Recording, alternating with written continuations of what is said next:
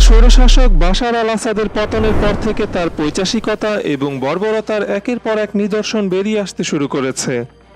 সিরিয়ার বিভিন্ন স্থানে সন্ধান মিলছে একের পর এক গণকবরের। এসব গণকবর স্বৈরাচার আসাদের শাসনামলে সংঘটিত নৃশংস বর্বরতার সাক্ষী। গদি টিকিয়ে রাখতে হাজার হাজার সিরীয় নাগরিককে হৃদয় বিদারক যন্ত্রণার মাধ্যমে হত্যা করে আসাদ বাহিনী। ভিন্নমত দমনে দামেস্কে অবস্থিত সেদনায়া সহ অন্যান্য সব কুখ্যাত বন্দিশালায় বন্দীদেরকে আটকে রেখে করা হতো নির্মম পাশবিক নির্যাতন। এই বর্বরতায় যাদের প্রাণ গিয়েছে তাদেরকেই এই গণকবরে কবর দেওয়া হয়েছে। সিরিয়ার রাজধানী থেকে 40 কিলোমিটার উত্তরে আল কুতাইফা এলাকায় এমনই এক গণকবরের সন্ধান পাওয়া গেছে সাম্প্রতিক সময়ে।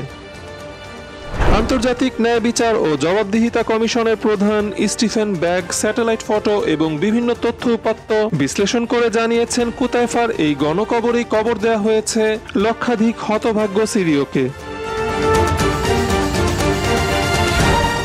2011 সালে সিরিয়ায় আসাদ সরকারের বিরুদ্ধে বিদ্রোহের ঘটনার পর থেকে আসাদ বাহিনী এই নারকীয় হত্যাযজ্ঞ চালায় বলে তিনি উল্লেখ করেন।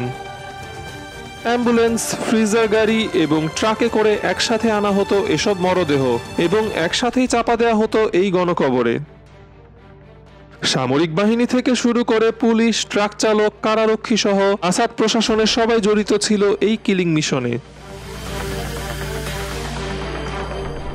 নাজহা এলাকায় এমন আরও একটি বড় গণকবরের সন্ধান মিলেছে। এমন অন্তত 12টি গণকবরের সন্ধান এখন পর্যন্ত পাওয়া গেছে স্বৈরাচার আসাদের পতনের পর থেকে। হিটলারের নাৎসি যুগের পর এটি সবচেয়ে বড় নির্যাতনের উদাহরণ।